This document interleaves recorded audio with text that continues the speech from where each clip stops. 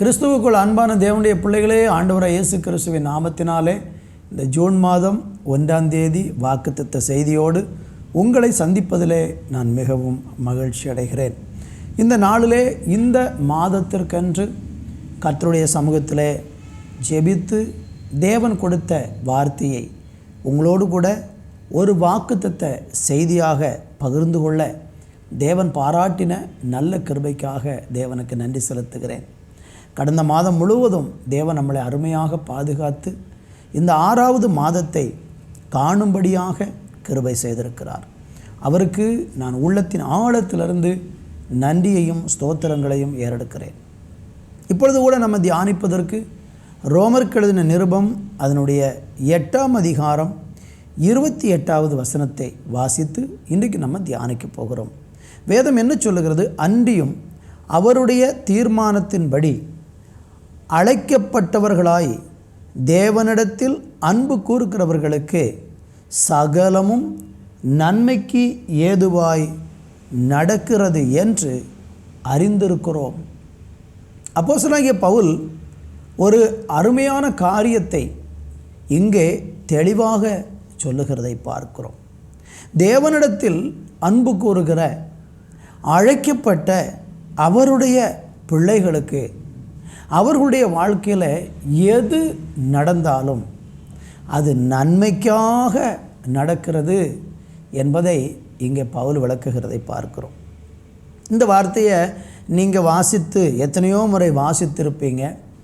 ஆனால் இந்த காரியத்தை, இந்த வசனத்தை வாசித்த பிறகு என் வாழ்க்கையில் எல்லாமே நன்மைக்குத்தான் நடக்குதா என்று உங்களால் நம்ப முடியாத அளவுக்கு சில பிரச்சனைகள், விபரீதமான காரியங்கள், நடக்கிற காரியங்களை பார்த்தால் இது தீமையில் தான் போய் முடியும், ஒரு பெரிய அழிவில் தான் போய் முடியும், அல்லது ஒரு பெரிய வேதனையில் தான் போய் முடியும் என்று சூழ்நிலைகளை பார்த்து நீங்கள் மனம் தளர்ந்து இந்த நாட்களில் வாழ்ந்து கொண்டிருக்கலாம். ஆனால் ஆண்டவருடைய வார்த்தை சொல்லுகிறது, ஒரு நாளும் ஆண்டவருடைய வார்த்தை பொய் சொல்லாது. அவர் உண்மையான ஒரு காரியத்தை சொல்கிறாரு. அன்றியும் அவருடைய தீர்மானத்தின்படி அழைக்கப்பட்டவர்களாய் அவரிடத்தில் தேவனிடத்தில் அன்பு கூறுகிறவர்களுக்கு சகலமும் நன்மைக்கு ஏதுவாக நடக்கிறது என்று அறிந்திருக்கிறோம். இந்த காரியத்தை பவுல் அப்போஸ்தலன் சொல்லும்போது ஏதோ அவருக்கு மனதில் தோன்றினதை சொல்லவில்லை. நீங்கள் இன்றைக்கு எப்படியெல்லாம் பலவிதமான பாடுகளிலும் நெருக்கங்களிலும் கஷ்டங்களிலும் கடந்து போகிற சூழ்நிலையில் உங்களால் நம்ப முடியாத அளவுக்கு எனக்கு நடக்கிற காரியங்களையெல்லாம் பார்த்தா இப்படியெல்லாம் எனக்கு நடந்தா என் எதிர்காலம் எப்படி ஆகும் என்று கலங்கி பலவிதமான நெருக்கத்தில் போகிறது போல பவுல் அப்போஸ்தலன் அந்த பாதையில் கடந்து போய் அந்த நெருக்கத்தின் வழியாக கடந்து போகிற ஒரு சூழ்நிலையில் அவரும் இருக்கத்தான் செய்தார். ஆனால் அவர் ஒரு உண்மையை தெளிவாக புரிஞ்சதுனால அவர் கலக்கம் இல்லாமல், பயம் இல்லாமல், என் வாழ்க்கையில் என்ன நடந்தாலும் அது நன்மைக்காகத்தான் நடக்கிறது என்பதை அவர் அறிந்து வைத்திருந்தார். அருமையானவர்களே, இந்த இடத்துல நம்ம தியானிக்கும் போது அப்போஸ்தலனாகிய பவுல் 35வது வசனத்திலிருந்து 39வது வசனம் வரைக்கும் ஒரு காரியத்தை தெளிவாக சொல்கிறார். என் வாழ்க்கையில் எல்லாமே நன்மைக்குத்தான் தேவன் செய்கிறார் என்பதை விசுவாசித்த அந்த பவுல் அப்போஸ்தலன் அவருடைய வாழ்க்கையில் நடந்த காரியத்தை நீங்கள் கொஞ்சம் பாருங்கள். 35வது வசனம் சொல்லுகிறது, உமது நிமித்தம் எந்நேரமும் கொல்லப்படுகிறோம், அடிக்கப்படும் ஆடுகளைப் போல எண்ணப்படுகிறோம் என்று எழுதியிருக்கிறபடி நேரிட்டாலும் கிறிஸ்துவின் அன்பை விட்டு நம்மை பிரிப்பவன் யார்? அடுத்து வரிசைப்படுத்தி சொல்கிற உபத்திரவமோ, வியாகுலமோ, துன்பமோ, பசியோ, நிர்வாணமோ, நாச மோசமோ, பட்டயமோ, இவைகள் எல்லாவற்றிலேயும் நாம் நம்மில் அன்பு கூறுகிறவராலே முற்றிலும் ஜெயம் கொள்ளுகிறவர்களாய் இருக்கிறோம். மரணமானாலும் ஜீவனானாலும் தேவதூதர்களானாலும் அதிகாரங்களானாலும் வல்லமைகளானாலும் நிகழ்காரியங்களானாலும் வருங்காரியங்களானாலும் உயர்வானாலும் தாழ்வானாலும் வேறு எந்த சிருஷ்டி ஆனாலும் நம்முடைய கர்த்தராகிய கிறிஸ்து இயேசுவில் உள்ள தேவனுடைய அன்பை விட்டு நம்மை பிரிக்க மாட்டாது என்று நிச்சயித்திருக்கிறேன். அருமையான தேவனுடைய பிள்ளைகளே, பவுலப்போஸ்தலன் இந்த வார்த்தையை சொல்லும்போது எல்லாம் என் வாழ்க்கையில் தேவனால் அழைக்கப்பட்ட தேவனிடத்தில் அன்பு கூறுகிறவர்களுக்கு நன்மைக்காக நடக்கிறதுன்னு அவர் சொல்லிட்டு அப்படியே விட்டுறல. அவருடைய வாழ்க்கையிலையும் நம்ம இன்னைக்கு கடந்து போகிறது போல பயங்கரமான உபத்திரவத்திலையும் பாடுகளிலையும் வேதனையிலையும் கடந்து போனார். ஆனால் அந்த வேதனையின் நடுவில் ஒரு ஆழமான நம்பிக்கை அவருக்குள் இருந்தது. என்னவென்றால், அவர் எனக்கு நன்மையாகத்தான் எல்லாத்தையும் முடிய பண்ணுவார். என் வாழ்க்கையில் கஷ்டங்கள் வரலாம், எந்நேரமும் நான் அடிக்கப்படலாம், நான் கொல்லப்படுகிற ஆடுகளைப் போல கொண்டு போகப்படலாம். ஆனால் உபத்திரம் வந்தாலும், வியாகுலம் வந்தாலும், துன்பம் வந்தாலும், பசி வந்தாலும், நிர்வாணம் வந்தாலும், நாசமோசம் பட்டயம் எது வந்தாலும் அவர் சொல்கிறாரு, கிறிஸ்துவின் அன்பை விட்டு என்னை பிரிக்க மாட்டாது என்று நான் ரொம்ப ஸ்ட்ராங்காக நிச்சயித்திருக்கிறேன்னு 39 வசனத்தின் கடைசி வார்த்தையில் சொல்கிறார். என்னை கவனித்து கொண்டிருக்கிற அன்பான தேவனுடைய பிள்ளைகளே, கடந்த நாட்களிலெல்லாம் உங்கள் வாழ்க்கையில் நடந்த காரியங்கள், நீங்கள் கடந்து வந்த பாதைகள் கஷ்டமும் வேதனையும் கண்ணீரும் பாடுகளும் உபத்திரவங்களுமாக இருந்திருக்கலாம். ஆனால் அந்த பாதையிலெல்லாம் கடந்து வந்தபோது உங்களுக்குள்ள நிறைய கேள்வி, என் வாழ்க்கையில் ஏன் இப்படி நடக்கணும்? நான் தேவனுடைய பிள்ளை தானே, நான் அழைக்கப்பட்டிருக்கிறேன் அல்லவா, நான் தேவனிடத்தில் அதிகமாக அன்பு கூறுகிறேன் அல்லவா, பிற ஏன் எனக்கு இப்படியெல்லாம் தீமை நடக்கணும்? ஆனால் பவுல் சொல்கிறாரு, இந்த தீமையெல்லாம் நன்மைக்கு எதுவாக நடக்கிறது என்று நான் அறிந்திருக்கிறோம் என்று சொல்லுகிறதை பார்க்கிறோம். இன்றைக்கி நீங்கள் அதை குறித்து அறிந்திருக்கிறீங்களா? உங்கள் வாழ்க்கையில் நடக்கக்கூடிய பிரச்சனைகள், நீங்கள் இன்றைக்கு கடந்து போகிற பாடுகள், நீங்கள் கடந்து போகிற வியாதி, நீங்கள் கடந்து போகிற பொருளாதார நெருக்கடி, உங்களுக்கு ஏற்பட்டிருக்கிற அவமானங்கள், நிந்தைகள், இதன் நடுவிலெல்லாம் இந்த 28வது வசனத்தை உங்களால் நம்ப முடியுமா? இந்த ஜூன் மாதத்தில் கர்த்தர் உங்களுக்கு உறுதியாக ஒரு வாக்குத்தத்தமாக இந்த வார்த்தையை சொல்கிறாரு. நீங்கள் நம்புங்க, நீங்கள் விசுவாசியுங்க. தேவனிடத்தில் நீங்கள் தேவனுக்காக அழைக்கப்பட்ட அன்பு கூறுகிற உங்கள் வாழ்க்கையில் இந்த லிஸ்ட்டில் சொல்லப்பட்ட எல்லாம் நடந்தாலும் ஒன்றை நம்பணும், எல்லாமே நன்மைக்கு ஏதுவாக நடக்கிறது என்று நான் அறிந்திருக்கிறேன்னு சொல்லி நீங்கள் உறுதியாக நின்று பாருங்கள். நிச்சயமாக பவுலனுடைய வாழ்க்கையில் எல்லாம் நன்மையாக நடந்து முடிந்தது போல உங்கள் வாழ்க்கையிலையும் நடந்து முடியும் என்பதற்கு சந்தேகமே இல்லை. கர்த்தருக்கு மகிமை உண்டாகட்டும். நம்ம எப்பொழுது இந்த தேவன் என்னுடைய வாழ்க்கையில் எதை செய்தாலும் எனக்கு நன்மையாகத்தான் முடியும்னு சொல்லி அந்த நம்பிக்கை எப்பொழுது நமக்குள்ளே உண்டாகும் என்பதை இன்றைக்கி நம்ம தியானிக்க போகிறோம். அந்த நம்பிக்கையில் நீங்கள் வளரணும். எனக்கு எல்லாம் நல்லதாக நடக்கும், என் வாழ்க்கையினுடைய முடிவு நல்லா தான் இருக்கும், இன்றைக்கி நான் பாட அனுபவிக்கிற நாளைக்கு நான் மேன்மை அடைவேன், இந்த உபத்திரவத்திலலாம் விடுதலை பெற்று நான் ஒரு பெரிய ஆசீர்வாதமான மேன்மையை சுதந்திரிப்பேன்னு நீங்கள் நம்பணும்னா ஒரு சில காரியங்களை நீங்கள் தெளிவாக அறிஞ்சிருந்தால் மட்டும்தான் உங்களால் இதெல்லாம் நம்ப முடியும். அது நீங்கள் அதை அறியாமல் போனீங்கன்னா உங்களால் நம்பவே முடியாது. எல்லாரை போல் நீங்களும் புலம்பிக் கொண்டு, அழுது கொண்டு, துக்கப்பட்டு கொண்டு, ஐயோ எனக்கு இப்படி ஆயிட்டே, நான் தேவனை தேடினேன், சபைக்கு போனேன், ஆண்டவரை விசுவாசிக்கிறேன், ஆலயத்துக்கு போகிறேன், காணிக்க கொடுக்குறேன், எல்லாம் செய்கிறேன், ஆனால் என் வாழ்க்கையில் ஏன் இப்படி நடக்குதுன்னு சொல்லி புலம்பிக் கொண்டு திரிவீர்கள். நீங்கள் புலம்பாமல் பவுலை போல இதன் மத்தியிலெல்லாம் கிறிஸ்துவின் அன்பை விட்டு தேவனுடைய அன்பை விட்டு என்னை பிரிக்க மாட்டாது என்று நான் நிச்சயத்திருக்கிறேன்னு சொல்லி சகலவும் நன்மைக்கு ஏதுவாக தான் நடக்கிறது என்று சொல்லி நிச்சயமாக உறுதியாக நீங்களும் இருக்கணும்னு சொன்னால், ஒன்று அதே வசனத்தை திரும்ப வாசிக்கிறேன், கவனிங்க. அன்றியும் அவருடைய தீர்மானத்தின்படி அழைக்கப்பட்டவர்களாய் தேவனிடத்தில் அன்பு கூறுகிறவர்களுக்கு என்று சொல்லப்பட்டிருக்கிறது. நீங்கள் நல்லா தெரிந்து கொள்ளுங்க, நீங்களும் நானும் எந்த சூழ்நிலையிலும் எனக்கு நன்மைக்கு தான் எல்லாமே நடக்கிறது என்று தீமை வரும்போது நீங்கள் உறுதியாக நின்று மனம் தளர்ந்து போகாமல் நிலைச்சிருக்கணும்னா உங்களை தேவன் அழைத்திருக்கிறார் என்பதை நீங்கள் அறிந்திருக்க வேண்டும். எல்லாரும் தன்னுடைய வாழ்க்கையில் என்ன தேவன் அழைச்சிருக்கிறாரா அழைக்கலையாங்கிற அந்த விஷயத்தில் நிறைய பேருக்கு இன்றைக்கு குழப்பம் இருக்கிறது. நான் ஒன்று சொல்கிறேன், உங்களை தேவன் அழைச்சிருக்கிறார், உங்களை தேவன் முன்குறித்திருக்கிறார் என்று உங்களால் நம்ப முடியுமா? வேதத்தில் நீங்கள் படித்து பாருங்கள். ரோமர் 8ஆம் அதிகாரத்தில் 30வது வசனம் இப்படியாக சொல்லுகிறது, எவர்களை முன்குறித்தாரோ அவர்களை அழைத்தும் இருக்கிறார். எவர்களை அழைத்தாரோ அவர்களை நீதிமான்களும் ஆக்கியிருக்கிறார். எவர்களை நீதிமான்கள் ஆக்கினாரோ அவர்களை மகிமைப்படுத்தியும் இருக்கிறார்.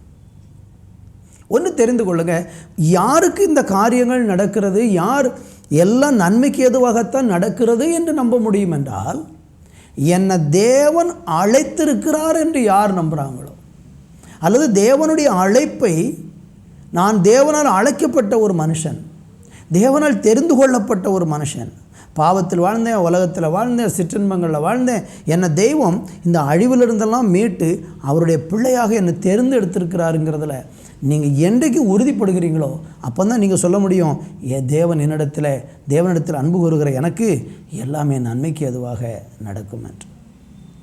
அநேகருக்கு இன்றைக்கு தேவன் அழைத்திருக்கிற அழைப்பு குறித்து நிறைய சந்தேகங்கள் இருக்கிறது. வேதம் சொல்லுகிறது, எவர்களை அவர் முன்குறித்தாரோ அவர்களை அழைச்சிருக்கிறார். உங்களை முன்குறித்து தேவன் அழைச்சிருக்கிறதுனால உங்கள் வாழ்க்கையில் எல்லாமே நன்மைக்கு ஏதுவாக நடக்கிறது.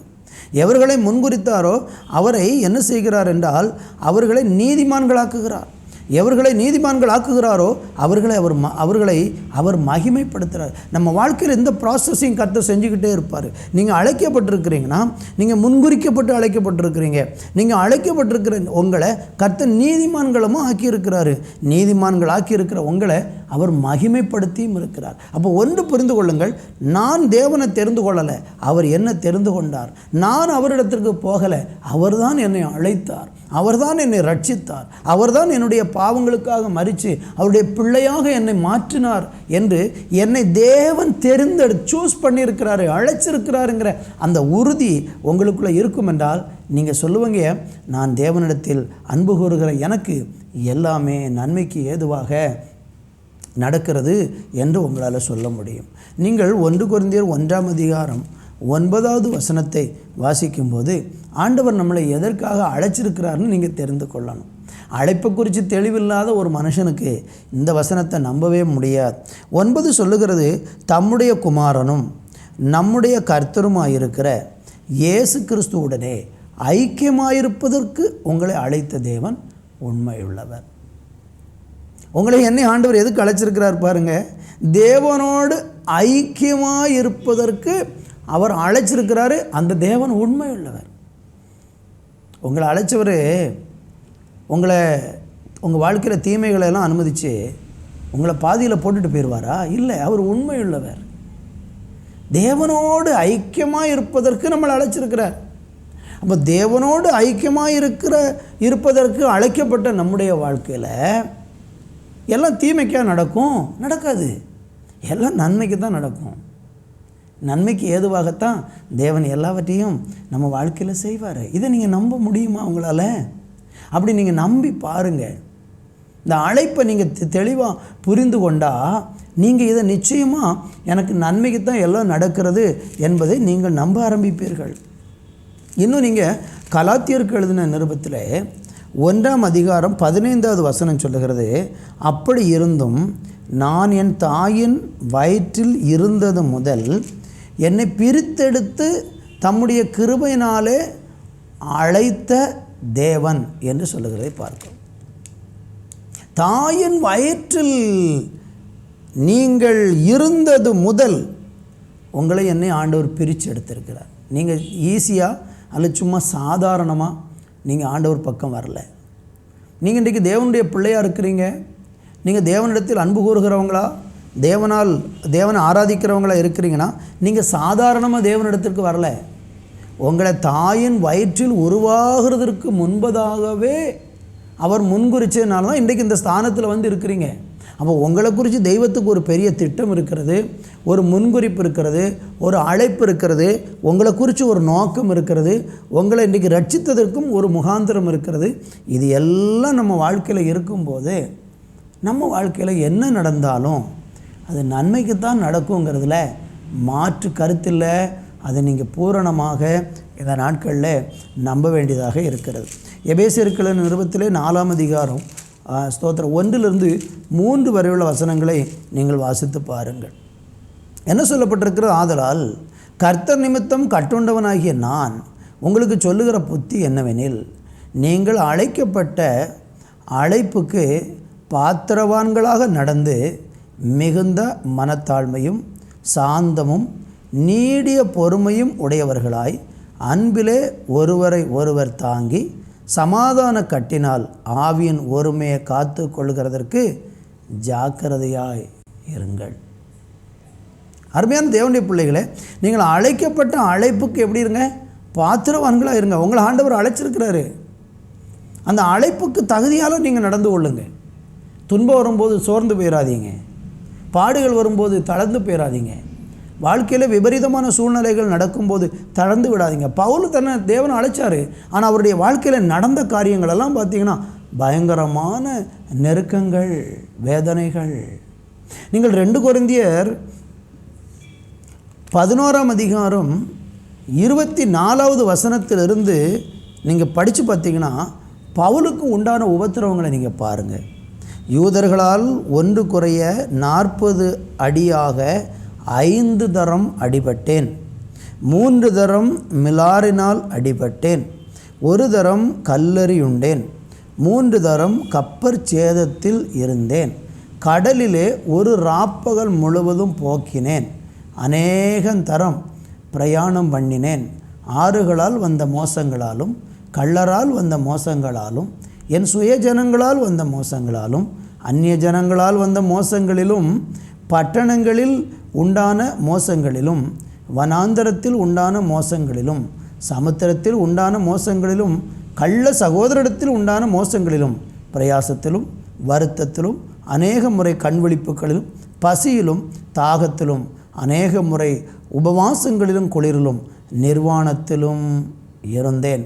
இவை முதலானவைகளை அல்லாமல் எல்லா சபைகளை குறித்தும் உண்டாயிருக்கிற கவலை என்னை நாள்தோறும் நெருக்குகிறது.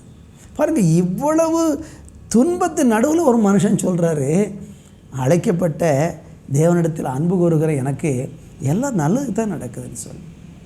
இதில் இந்த வரிசை பட்டியலில் நீங்கள் எத்தனை துன்பத்தை அனுபவிச்சிருக்கிறீங்க? பவுல் அனுபவித்தது போல உள்ள பாடுகள் உங்கள் வாழ்க்கையில் வந்திருக்கிறதா?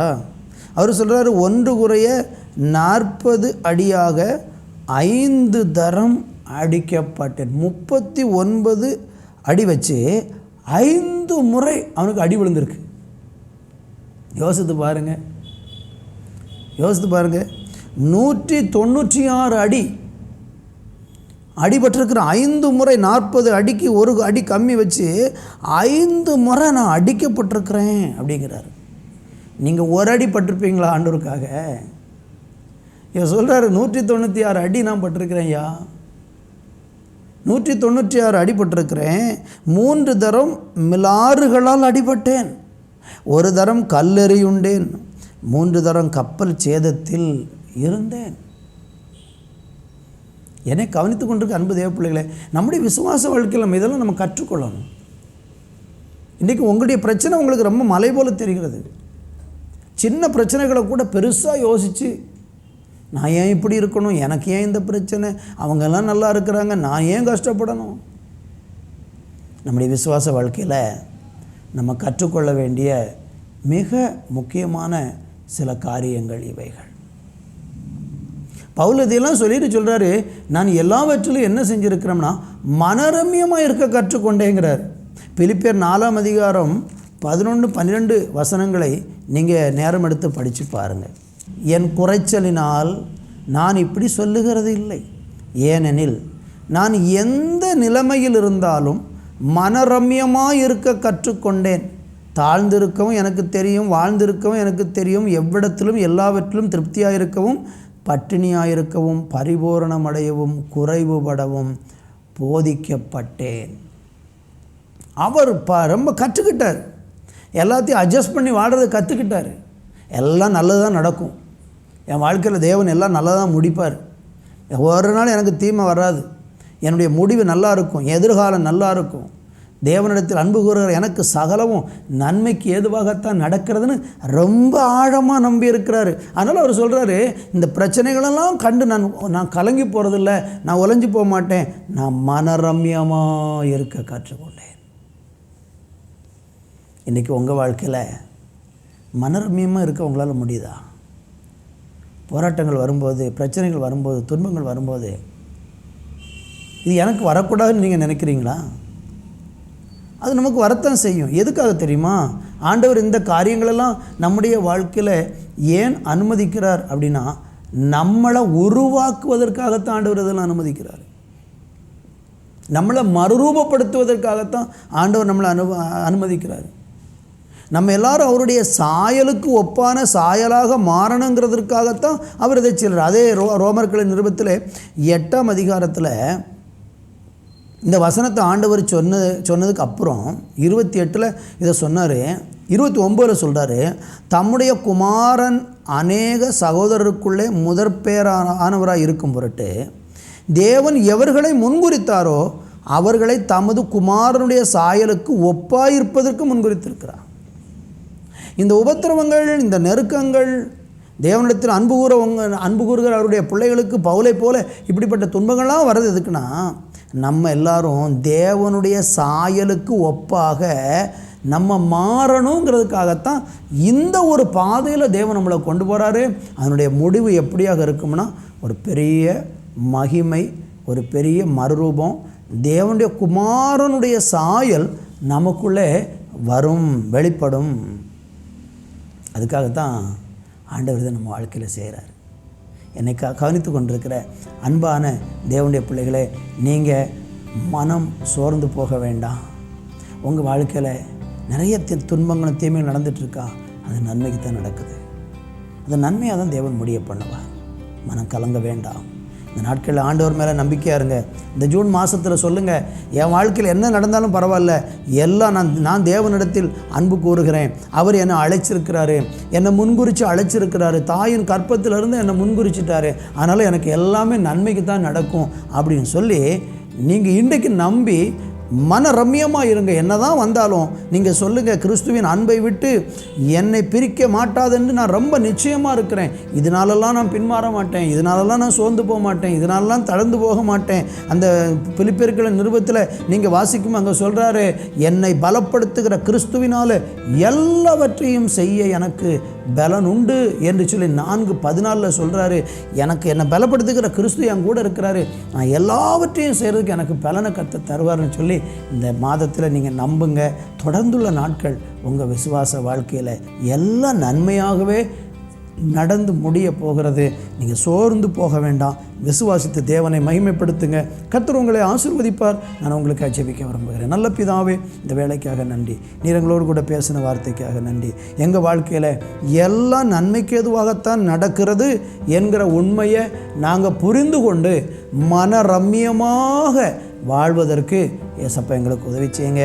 குமாரனுடைய சாயல் எங்களுக்குள்ளே வெளிப்படவும் நாங்கள் கிறிஸ்துவின் மகிமையை அனுபவிக்கிறவர்களாக மாறுவதற்கு இந்த பாதையில் தேவன் எங்களை நடத்துகிறீர் என்று மிகுந்த பொறுமையோடு கூட காத்திருக்க தேவன் இந்த நாளில் ஒவ்வொருவருக்கும் கிருபை பாராட்டும். இந்த மாதம் உம்முடைய பிள்ளைகள் ஒவ்வொருவருக்கும் ஆசீர்வாதத்தின் மாதமாய் மாற்றும்.